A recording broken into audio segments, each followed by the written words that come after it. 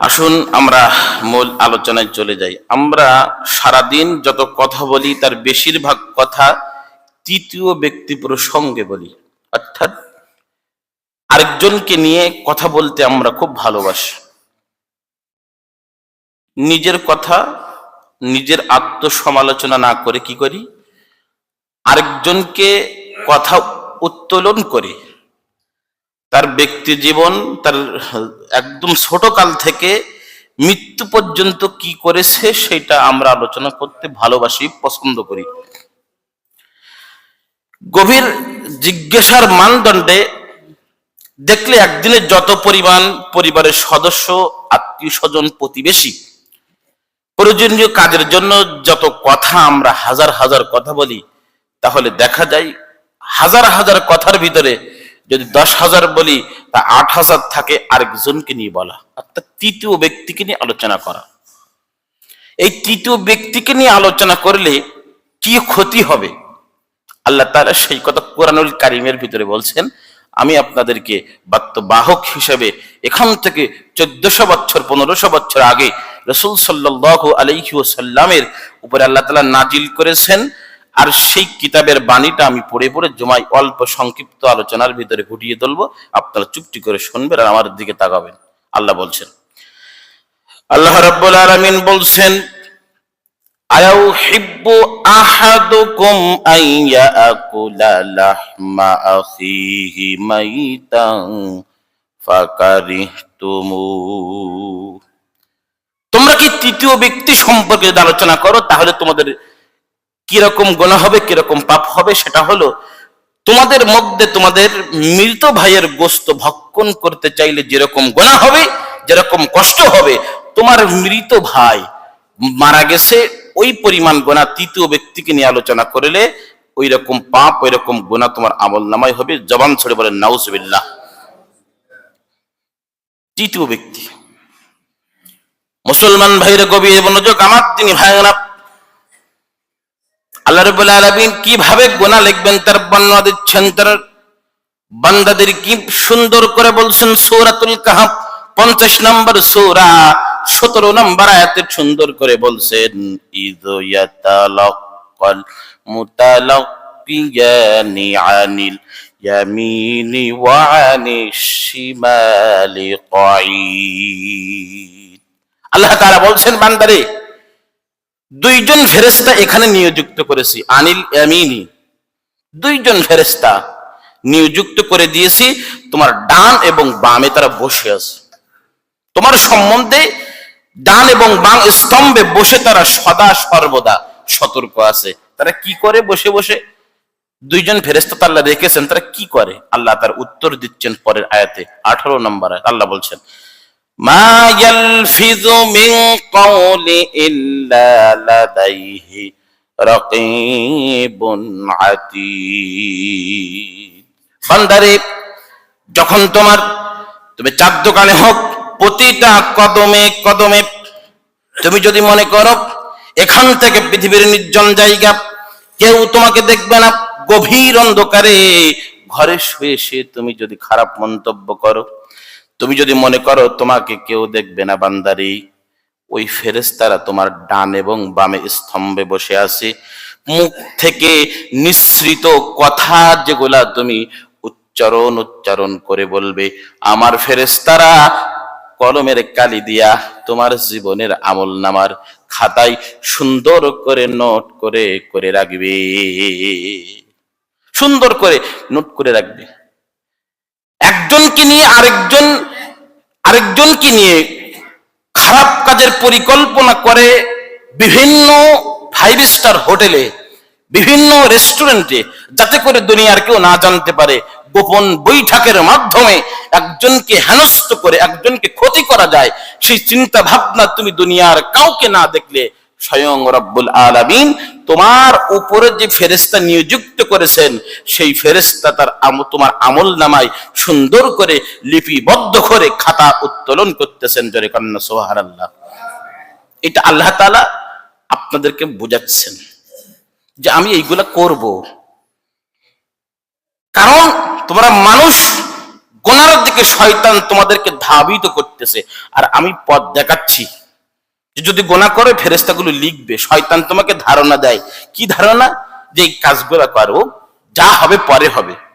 আর নাই বুড়ো বয়সে কি যখন দেখবি চুল পেকে গেছে, ওই সময় আল্লাহর কাছে দোয়া খেয়ার করবি, বা রমজান মাস আসবে ওই সময় দোয়া খেয়ার করলে মাফ হয়ে যায়, এইরকম ধারণা তোমাকে দেবে। কিন্তু নয়, তোমার যদি আদরের সময় হওয়ার পরেও যদি তোমার মনে ধারণা চলে আসে যে জামানে নামাজের সময় হয়েছে, হোক, আর একটু পরে যাব, এখন যাব না, এই শয়তানি ধারণা যদি তুমি দূর না করতে পারো, সবগুলো আমার ফেরেশতারা লিখতেছে। মুসলমান ভাইরা, আমার দিনী ভাইরা, আমাদের দেহের প্রতিটি অঙ্গ এত দামি সমগ্র, মূল্য দিতে কেউ পারবে না। আল্লাহ তাআলা দয়া করেছেন, আমাদেরকে আমানত দিয়েছেন জবান। এই জবান দিয়া সবচেয়ে বড় একটা আমানত দিয়েছেন। এই জবান এমন একটা জিনিস ভাইরা আমার, আমি যদি জবান কত মূল্যবান যে আল্লাহ তাআলা সুন্দর করে জবানের ব্যাপারে বলতেছেন, লা তাহসাবুল আমওয়াতা ফাইন্নাহুম কদ আফদাউ ইলা কদামা কদমু। যদি তোমরা মৃত ব্যক্তি গালি দিও না, তাদের নিয়ে কর্মফল জবান দিয়ে তারা উচ্চারণ করবে। জবান দিয়ে মৃত ব্যক্তি গালি দিব না। এই জবান এমন একটা জিনিস, জবান দিয়ে পাপের উচ্চারণ হয়। এই জবানের হেফাজত যদি না করতে পারো, কালকে কিয়ামতের ময়দানে জবানের হিসাব আল্লাহর সামনে দাঁড়িয়ে যখন দেবেন, অঙ্গ প্রত্যঙ্গের হিসাব যখন দেবেন, একজনকে নিয়ে সমালোচনা করে আপনি আনন্দ পান। চার দোকানে যখন বসেন, কাকে কি বলেন নিজে হুঁশ থাকে না, চাই খেয়ে যান, পান খেয়ে যান, এমনি করে সমালোচনার মিটিং বসিয়ে আরেকজনকে এনে সমালোচনা করেন। কি করেন ভাইরা আমার? জানি না গীবাত কাকে বলে, গীবাত কাকে বলে আমরা এইটাই বুঝি না, কত প্রকার আছে এইটাও জানি না। কিন্তু ক্ষতিকর দিক সম্পর্কে আমার জ্ঞানের সাক্ষ্য দেই, শিরিকের পর মানুষের আমল ধ্বংস করার ক্ষেত্রে গীবাত সবচেয়ে ভয়ানক। সর্বপ্রথম আল্লাহ তাআলা যে গুনাহটা দিয়েছেন, কবিরা গুনাহ, বড় গুনাহ, যে গুনার ভিতরে সবচেয়ে বড় হলো শিরক। দ্বিতীয় নাম্বার হলো আল্লাহ তাআলা বলতেছেন গীবাত করা, এর সে গুনাহ ধ্বংস করা আমার জানা নেই। গীবাত করা মানুষকে তৃতীয় ব্যক্তিকে নিয়ে আলোচনা করা। কিরকম? একজন সাহাবী রাসূল সাল্লাল্লাহু আলাইহি ওয়াসাল্লামের কাছে জিজ্ঞাসা করেছেন যে গীবাত কি? ইয়া রাসূলুল্লাহ, ইয়া হাবিবাল্লাহ, গীবা কি? তো রাসূল সাল্লাল্লাহু আলাইহি ওয়াসাল্লাম বলছেন, গীবাত হলো যিকরা আখাহু বিমা ইয়াকরাহু। রাসূল সাল্লাল্লাহু আলাইহি ওয়াসাল্লাম তোমাদের মুসলিম ভাই সম্পর্কে এমন আলোচনা করেছো, সে ওই ময়দানে উপস্থিত নেই, তাকে ভুল ধরানোর জন্য বলুনি। সে একটা শয়তানের ধোঁকায় পড়ে হোক, নফসের ধোঁকায় পড়ে হোক, অথবা না জেনে ভুল করেছে, এই কথাগুলো তার অনুপস্থিতিতে এমন ভাবে উত্তোলন করে মানুষদেরকে শুনিয়েছ, এই কথাগুলা বলার কারণে তার কাছে খারাপ লেগেছে। মানুষ তাকে যাওয়ার পরে তার খারাপ দিক সম্পর্কে আলোচনা করে তাকে মানুষের সামনে ছোট করেছে। এমনকি যদি ওই ভাইয়ের মধ্যে সে আবার বলছে, ইয়া রাসূলুল্লাহ, যদি এই গুণটা তার ভিতরে থাকে আর আমি যদি বলি, বিশ্বনবী জনাবে মুহাম্মদুর রাসূলুল্লাহ সাল্লাল্লাহু আলাইহি ওয়াসাল্লাম বলছেন, যদি তার ভিতরে থাকে, তুমি যে দোষ ত্রুটি কথা বললে তার মধ্যে দোষটি থাকে, আর মানুষের সামনে যদি তাকে না বলে বেড়াও, তাহলে গীবাত করলে মৃত্যু ভাইয়ের গোশত খাওয়া নিকৃষ্ট গুনাহ তোমার আমলনামায় আল্লাহ যোগ করে দেবে, যোগ করে দেবে। ইয়া রাসূলুল্লাহ, হাবিবাল্লাহ, আর যদি দোষ ত্রুটি বর্তমান না থাকে, তবে তুমি বহতান করলে, না থাকলে আর তুমি যদি বড় বড় সবচেয়ে বড় মিথ্যা কথা বলে, বহতান, মিথ্যা কথা বললে, ভাইরা আমার, এমন একটা কথা আজকে বলতেছি যে কথাটা প্রতিটা মানুষ, প্রতিটা জন কথাটা তৃতীয় ব্যক্তি, যে ব্যক্তি খারাপ কাজ করেছে ওই ব্যক্তিকে না জানিয়ে মানুষের সামনে সমালোচনা করতে আমরা বড় ভালোবাসি। আমরা বড় ভালোবাসি। এই গুনাহটা, এই খারাপ কাজটা সমাজের ভিতরে অহর অহর অহর হচ্ছে, কিন্তু আমরা কিছু মনে করতেছি না। আমরা মনে করতেছি চায়ের আড্ডায় অথবা তিনজন এক জায়গায় দাঁড়িয়েছি, গল্প গুজব করতেছি, এ সময় বললে আল্লাহ কিছু বলে না। কিন্তু ওই যে আল্লাহ তাআলা বলছেন, মুখ থেকে ইয়ালফিজু মিন কাওলি ইল্লা লাদাইহি রাকিবুন আতীদ, মুখ থেকে বাহির হওয়া প্রতিটা কথা, প্রতিটা উচ্চারণ ফেরেশতা তার তোমার আমলনামার খাতা কমপ্লিট করে লিখতেছেন, বিরাম নেই। তোমার যেখানে মরণ হয়ে যাবে ওই বরাবর তোমার কালিটা দিয়ে সমাপ্ত লিখে তোমার আমলনামার খাতাটা সুন্দর করে প্রিন্ট করে আল্লাহ তাআলার দরবারে জমা দিয়ে দেবে। গুগলে যেরকম সার্চ করলে সার্টিফিকেট পাওয়া যায়, আইডি কার্ডের নাম্বার দিলে আপনার জন্ম তথ্য চলে আসবে, আপনার বাবার নাম, মার নাম, আপনার নাম সহ চলে আসবে। শুধু গুগলের একটা মোবাইলে আপনি কম্পিউটারে যদি চাপ দেন, আপনার বাড়ি পৃথিবীর যে জায়গায় হোক, যদি হাতের একটা ছাপ থাকে, আপনার রক্তের গ্রুপ কি, আপনার বাপের নাম কি, সব বলে দেবে। এটা হলো বিজ্ঞানীরা বলে তৈরি করেছে। আজকাল কারোর লাগে না শুধু আইডি কার্ডের নাম্বার, গোটা দেহ পড়ে গেছে, কিছু নাই, শুধু যদি শরীরের একখান হাড় থাকে। ফরেনসিক্স বিজ্ঞান এত উন্নত করেছে, ফরেনসিক্সের মাধ্যমে আপনার সব তথ্য বের করতে, আপনার নাম কি, এত সুন্দর আবিষ্কার করেছে রব্বুল আলামিন। কাল কিয়ামতের ময়দানে কে কোন নাম, কোটি কোটি মানুষের ভিতরে আপনার হাতে আমলনামা, ডান হাতে অথবা বাম হাতে, রব্বুল আলামিন এরকম গুগলের মতো আপনার হাতে চলে যাবে, হাতে চলে যাবে। আপনি হাত লুকাবেন, আপনার হাতে চলে আসবে। এটা আল্লাহর আবিষ্কার। আল্লাহ তাআলা বলেছেন, দুনিয়ার আবিষ্কার যেরকম সহজ, আপনি ঢাকা থেকে একটা মাল আনতে আপনার যেরকম ঘরে বসে থাকা যায়, ঘরে বসে থেকে অর্ডার করবেন, অমুক মাল আমার দরকার, ওই মালিক আপনার পাঠিয়ে দিয়ে আপনার বাড়ির দুয়ারে লোক এসে, রাইডার এসে আপনাকে বলবে আপনার মাল অমুক জায়গায় থেকে অর্ডার করেছেন, অমুক ব্যক্তি পাঠিয়েছেন, দাম এত, আপনার ঘরের সামনে হাজির। এটা দুনিয়ার মানুষের তৈরি করেছে। ভাইরা আমার, আমি যে কথা বলতেছিলাম আপনাদের, কি কয়েকটা খারাপ গুণ আমাদের ভিতরে, তার ভিতরে একটা, এই খারাপ গুণটা এত বিদ্যমান। আল্লাহ রাব্বুল আলামিন সূরাতুল হুমাযার ভিতরে 12 নম্বর আয়াতে ফুল বলছেন, ইয়া আইয়ুহাল্লাযীনা আমানু জুতানিবু কাসীরাম মিনাজ যান্নি।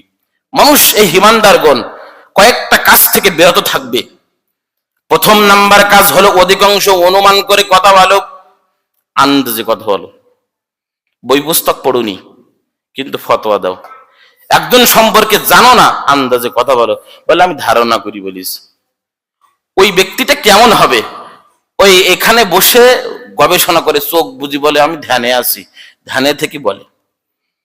ওই কিছু গণক আছে না, এরকম হাত ধরিয়ে এরকম চোখ বুঝে বুঝি কই তো সাইড ডিবে হবে। এই গণকে গণনা করে কথা বলে না, যে বিভিন্ন জায়গায় আছে, এরা হাত ধরে চোখ বুঝে আন্দাজে কথা বলে। এরকম কিছু এই জন্য বলছে অনুমান করে, কিছু অধিকাংশ মানুষ অনুমান করে এই ফাও কথাগুলো বলবা না, এটা খুব কঠিন গুনাহ।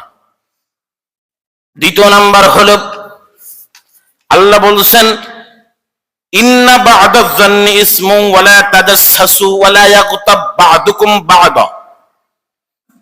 রব্বুল আলামিন তারপর বলছেন, কারণ কোন কোন পাপ, কোন অনুতাপ একে অন্যের গোপনীয় সন্ধানের বিষয় এমন ভাবে বলে, অনুমান করে কথা বললে এই পাপটা এত পরিমাণ চলে যায়। একজনের গীবাত সম্পর্কে, তৃতীয় ব্যক্তিকে নিয়ে আলোচনা সম্পর্কে। তারপরে রব্বুল আলামিন বলছেন, যদি এই কাজটা তোমরা করো তাহলে কি হবে। আল্লাহ তাআলা বলছেন, তাহলে কি হবে, মৃত ভাইয়ের গোশত খাওয়ার মতো নিকৃষ্ট গুনাহ হবে, নিকৃষ্ট গুনাহ হবে। এই কাজটা যদি অনুমান করে বলো, আর তোমার ওই অনুপাতে যদি ওই ব্যক্তির খারাপ দোষ ত্রুটি গুণ পেয়ে পাপ বাহির হয়ে যায়, তাহলে তুমি ওই মৃত ব্যক্তির গোশত খাওয়া, নিজের ভাইয়ের গোশত খাওয়ার গুনাহ হবে। আল্লাহ রাব্বুল আলামিন তারপরে বলতেছেন, শুধু এই নয়, এই বস্তু কত ঘৃণা, কত খারাপ কাজ, মৃত ভাইয়ের গোস্ত কত খারাপ কাজ। তিনি বলতেছেন রব্বুল আলামিন সুন্দর করে তারপরে বলতেছেন ওয়াত্তাকুল্লাহ ইন্নাল্লাহা হুয়াত তাওয়াবুর রাহিম। তবে আমি রব্বুল আলামিন দয়াশীল, ওয়াত্তাকুল্লাহ, আমি তো যদি তওবা করো তাহলে মাফ করতে পারি। ইন্নাল্লাহা হুয়াত তাওয়াবুর রহিম, আমি রব্বুল আলামিন তোমাদের তওবা গ্রহণ করব, তবে ক্ষমা চাইতে হবে, প্রচুর ক্ষমা চাইতে হবে। গীবাত সম্পর্কে আলোচনা করতে গেলে অহরহর অপরাধ আমাদের সমাজের ভিতরে একাকুর চলে আসবে। এত পরিমাণ গীবাতের সমাজে পরিপূর্ণ হয়ে গেছে, নিজের আত্মসমালোচনা করে না, নিজেকে নিয়ে ভাবে না, নিজে খারাপ কাজ করেছে এই কথা বলে না, আরেকজন কি করেছে, এমন একটা সমাজের ভিতরে বসবাস করতেছে আমরা। আমি আপনাদেরকে সূরাতুল হুজুরাতের 11 নম্বর আয়াত আল্লাহ বলছেন ইয়া আইয়ুহাল্লাযীনা আমানু লা ইয়াসখার কওমিন মিন কওমিন আসা আন ইয়াকুনু খায়রাম মিনহুম। হে মুমিনগণ, তোমরা সম্প্রদায় যেন অপর মুমিনকে উপহাস করো না, ঠাট্টা করো না, কষ্ট দিও না। অমুক সম্প্রদায় রাসূলের জামানায় সম্প্রদায়, এক সম্প্রদায় আরেক সম্প্রদায় নিয়ে হাসাহাসি করত, ঠাট্টা করত। এই যে আল্লাহ তাআলা ওই সম্প্রদায়কে উদ্দেশ্য করে আমাদেরকে বর্তমান সময়ের মেসেজ দিচ্ছেন, একজন আরেকজনকে নিয়ে, এক গোষ্ঠীর মানুষ আরেক গোষ্ঠীকে নিয়ে সমালোচনা করবে না, হাসাহাসি করবে না, ঠাট্টা বিদ্রূপ করবে না, মানুষ কষ্ট পায় এমন কাজ করবে না। যদি তোমরা ঠাট্টা বিদ্রূপ করো, কোনো উপহাস যাদের করা উপহাসকারীদের চেয়ে, কারণ তুমি যাকে উপহাস করতেছো তোমার চেয়ে সে ভালো মানুষ হতে পারে। তুমি যাকে উপহাস করতেছো সে তো তোমার চেয়ে ভালো মানুষ হতে পারে, না জেনে না শুনে উপহাস করবো। মুসলমান ভাইরা, আমার দিনী ভাইরা, একটি ইসলামী সমাজের মধ্যে সব থেকে একে অপরকে ঠাট্টা করা, নিরহংকার বিনয়ী সম্পর্কে থাকা উচিত।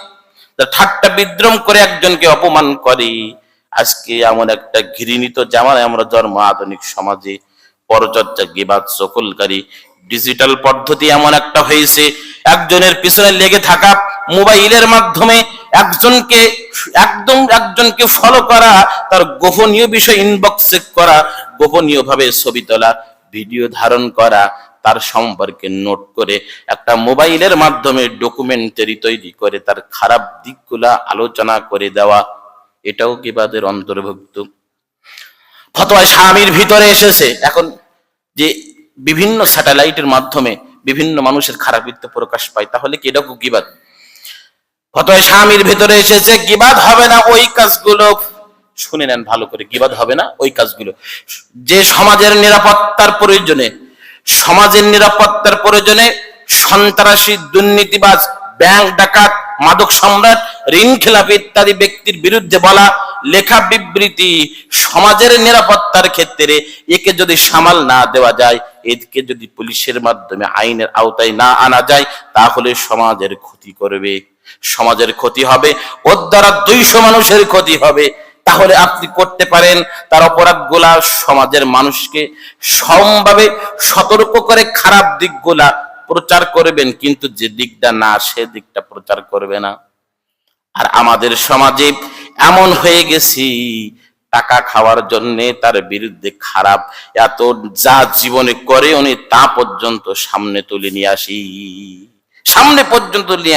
তবে দেখতে হবে যদি এ সমাজের বিরুদ্ধে খারাপিত্ব ছড়ায়, এর মাধ্যমে সমাজ ক্ষতিগ্রস্ত, এর মাধ্যমে সমাজ থেকে মানুষ বিমুখ হয়ে যাচ্ছে, তাকে আপনি মানুষের সামনে যে এই কাজগুলো করতেছে খারাপ, এই দ্বারা বিভ্রান্ত হবেন না, এর দ্বারা আপনারা সকলে ফিরে আসবেন কিন্তু ভালো মানুষ নয়, তাহলে আপনি এটা আপনার ফতোয়ায়ে শামির ভিতরে সেটা জায়েজ আছে, এটা করা যাবে। সমাজের স্বার্থে, মানুষের স্বার্থে করতে হবে, নিজের ব্যক্তিগত স্বার্থ হাসিলের জন্য নয়। আমরা তো করি সবকিছু নিজের ব্যক্তিগত স্বার্থে, সমাজে মানুষের স্বার্থে করি না, এই জন্য এটা গীবাত হয়ে যাবে। মুসলমান ভাইরা, আমার দিনী ভাইরা, একটা হাদিস বলে আমি আপনাদের সামনে ছেড়ে দেব। রাসূল সাল্লাল্লাহু আলাইহি ওয়াসাল্লাম বলতেছেন আল গীবাতু আশাদ্দু মিনাজ জিনা, গীবাত জিনাকারী সে ভয়ঙ্কর অপরাধ। যে ব্যক্তি জিনা করে, বিবাহ না করে জিনা করে, বিবাহ করার পরেও জিনা করে, এরা যে জিনা করে কত নিকৃষ্ট গুনাহ, আর গীবাত তার চেয়ে ভয়ঙ্কর গুনাহ। রাসূল সাল্লাল্লাহু আলাইহি সাল্লাম বলছেন খুব কঠিন গুনাহ। তারপর তিনি বলতেছে, সাহাবায়ে কেরাম জিজ্ঞাসা করলেন, আল্লাহর রাসূল গীবাত ব্যভিচারিণী হইতে এত ভয়ঙ্কর কেন? সাহাবায়ে কেরাম প্রশ্ন করতেছেন, কারণ রাসূলের কাছ থেকে সাহাবারা খুঁটিয়ে খুঁটিয়ে সুন্দর করে তথ্যগুলো বাহির করে আমাদের জন্য যে মেসেজগুলো রেখে গেছেন। কি কারণে? ইয়া রাসূলুল্লাহ, জিনা তো খুব কঠিন জিনিস। কেউ যদি জিনা করে, বুক পর্যন্ত গেড়ে তাকে পাথর মেরে হত্যা করার বিধান আছে। আর গীবাত এত নিকৃষ্ট কি করে যে জিনার থেকে গীবাতের গুনাহ ভয়ঙ্কর। এত ভয়ঙ্কর কেন? গীবাত ব্যভিচার ভয়ঙ্কর কেন হতে পারে? মানুষ ব্যভিচার করে, তওবা করে, আল্লাহ কবুল করবে। কেউ যদি মনে করেন জিনা করেছে, ব্যভিচার করেছে, ও যদি গোপনে গিয়ে আল্লাহর কাছে তওবা, রব্বুল আলামিন আমাকে মাফ করে দেন, আমি গুনাহ করেছি, আমি গীবাত, আমি ব্যভিচার করেছি, মাফ করে দেন, যদি কাঁদে 1000 কাঁদতে পারে, আল্লাহ কোনো একদিন কবুল করে দিতে পারে। কবুল করে তার জীবনের গুনাহগুলো মাফ করে দিতে পারে। এটা করতে পারে আল্লাহ তাআলা, রাসূল বলছে। কিন্তু যে ব্যক্তি পরোক্ষে গীবাত করলো, মানুষের সমালোচনা করলো, কি করলো? সমালোচনা করলো, আর ওই ব্যক্তি ক্ষমা করলো না, যতক্ষণ পর্যন্ত ওই ব্যক্তির কাছে মাপ না চেয়ে নেবে, গীবাতকারীর গুনাহ আল্লাহ তাআলা কবুল করবে না। সমালোচনা করেছেন, গীবাত করেছেন, ও খুব কষ্ট পেয়েছে মনের ভিতরে যে আমার নামে গ্রামে বাজে বাজে কথা ছড়িয়েছে, আমি যেটা করিনি, আমাকে অপমান করেছে, লাঞ্ছিত করেছে। এই দুঃখ নিয়ে যদি ও যতদিন থাকবে, অতদিন পর্যন্ত ওই গীবাতের গুনাহ আপনার আমলনামায় থাকবে। রাসূল সাল্লাল্লাহু আলাইহি ওয়াসাল্লাম মিসকাতুল মাসাবির 4874 নম্বর হাদিসের ভিতরে বলছেন, মুসলমান ভাইরা, আমার দিনী ভাইরা, হক দুই প্রকার। এক বান্দার হক, এক আল্লাহর হক। আল্লাহর হক দুই ভাগে বিভক্ত। এক হলো শিরিকের বিষয়, যা ক্ষমার অযোগ্য, আর বাকি হলো আল্লাহর হক, সালাত, সিয়াম ইত্যাদি। তিনি ইচ্ছা করলে ক্ষমা করে দিতে পারেন। গীবাত দ্বিতীয় দপ্তরে লিখিত বান্দার হক। যে ব্যক্তি অপর ভাইয়ের প্রতি গীবাত করে, তার মর্যাদায় আঘাত করে, তার মনে কষ্ট দেয়, ভাইয়ের দোষ গোপন না করে প্রকাশ করে, অগাসরে ভাইয়ের গোশত কামড়িয়ে খেয়েছে, এই গুনাহ আল্লাহ তাআলা ক্ষমা করতে পারে না। যতক্ষণ পর্যন্ত ওই ব্যক্তির কাছে মাপ না চাইবেন, ততক্ষণ ক্ষমা হবে না। তাহলে আমরা নিজে নিজে চিন্তা করি, লোকের দিকে না তাকে নিজে নিজে ভাবি, তাহলে আমি জীবনে কত গুনাহ করেছি তার তো হিসাব নেই হুজুর। আমি একটা ছোট্ট কথা বলি, মাপ চাওয়ার একটা বিষয় আছে। একদিন ডাকেন যাকে আপনি খুব ঘৃণা করেন, ভালোবাসেন, তার খারাপ গুণ বলেন, ওকে একদিন ডেকে চা খাওয়ান, হাতটা ধরেন ছোট করে, যে ভাই ভুল, তোর সম্পর্কে খুব বাজে বাজে মানুষের সামনে কথা বলেছি, তুই আমাকে গোপনে মাফ করে দিস, তোর পা ধরে তুই মাফ করে দিস আমার। এইভাবেও যদি পারেন তাও মাফ চান। মাফ যদি ও মন থেকে বলে, যা আমি তোরে মাফ করে দিয়েছি ভাই, আমার কোনো আফসোস নেই, মাফ হয়ে যাবে। কিন্তু আপনি মাফ না চাও পর্যন্ত আপনি মাফ হবে না। আমি ছোট্ট একটা হাদিস বলে শেষ করবো। হাদিসটা তিরমিজি শরীফের 2418 নম্বর হাদিস। আবু হুরায়রা রাদিয়াল্লাহু তাআলা আনহু বর্ণনা করেছেন, রাসূল সাল্লাল্লাহু আলাইহি সাল্লাম বলছে তোমাদের ভিতরে সবচেয়ে নিঃস্বকে, গরিবকে, অসহায়কে, দারিদ্রকে রাসূল সাল্লাল্লাহু আলাইহি ওয়াসাল্লাম বলছেন আল্লাহ এবং আল্লাহর রাসূল ভালো জানেন, আমরা ভালো জানি না। মহানবী সাল্লাল্লাহু আলাইহি ওয়াসাল্লাম বলছেন, আমার উম্মতের মধ্যে নিশ্চয়ই ব্যক্তি কাল কিয়ামতের ময়দানে নেকির পাহাড় পরিমাণ নিয়ে উঠবে, এত পরিমাণ নেকি নিয়ে উঠবে, কিন্তু লাস্টে লোকের গুনাহ নিজের ঘাড়ে নিয়ে জাহান্নামে যাবে। বলি ইয়া রাসূলুল্লাহ, নেকি নিয়ে উঠবে আবার গুনাহ ঘাড়ে নিয়ে জাহান্নামে যাবে? একটু অবাক করা তথ্য। কিভাবে? বলো আমার সাহাবীরা, সুন্দর করে শুনে না, লিপিবদ্ধ করো। গুনাহটা এরকম যে নেকি নিয়ে উঠেছে, কিন্তু দুনিয়ার ভিতরে এমন খারাপ কাজ করেছে, এত খারাপ কাজ করেছে, মানুষের নামে গালি দিয়েছি, অপবাদ দিয়েছে, লোকের মাল আত্মসাৎ করেছে, মানুষকে খুন করেছে, একজনের ভাইয়ের অপরাধ গোপনে সেরে ফেলেছে, আত্মসাৎ করেছে। সব কয়টার নেকি থেকে দেওয়া হবে, সব নেকি থেকে দেওয়া হবে, লাস্টে নেকি থাকবে না, লাস্টে গোনা ঘাড়ে চাপিয়ে দেওয়া হবে, আর গোনার ওজন করে ওকে জাহান্নামে দিয়ে দেবে, জাহান্নামে দিয়ে দেবে। যখন থাকবে না নেকি, তখন গোনা ঘাড়ে চাপাই দেবে। আমার দিনী ভাইরা, আসুন আমরা তৃতীয় ব্যক্তিকে নিয়ে সমালোচনা না করি, নিজেকে নিয়ে সমালোচনা করি। সারা দিন কি করেছি, সকাল থেকে সন্ধ্যা পর্যন্ত, রাত্রি থেকে আমরা 10টা-11টা পর্যন্ত যে যে জায়গায় থাকি, ওই জায়গা থেকে নিজেকে সমালোচনা করে, আর যদি কেউ দোষ ত্রুটি করেই থাকে, তাকে ডেকে নিয়ে একটা চা খাওয়াই, তার দোষটা ধরিয়ে দিয়ে তাকে ভালো হওয়ার জন্য আহ্বান করুন, তাকে ডাকুন। সে যদি আপনার একটা চড় মারে, অন্তত সব হবে যে দাওয়াতের জন্য একজনকে একটা চড় খাইছে। এতটুকু করেন, রসুলের মতন পাথর খাওয়ার দরকার, এতটুকু করেন। আল্লাহ তাআলা আমাদের সকলকে, আমাকে সহ আপনাদেরকে যতটুকু বলেছি, আগে ভাগে যারা এসেছেন তারা শুনেছেন প্রথম থেকে, যতটুকু বলেছি আমল করার তৌফিক দান করুক। সকলে বলি আল্লাহুম্মা আমিন। ওয়া আখিরি দাওয়ানা আলহামদুলিল্লাহি রাব্বিল আলামিন।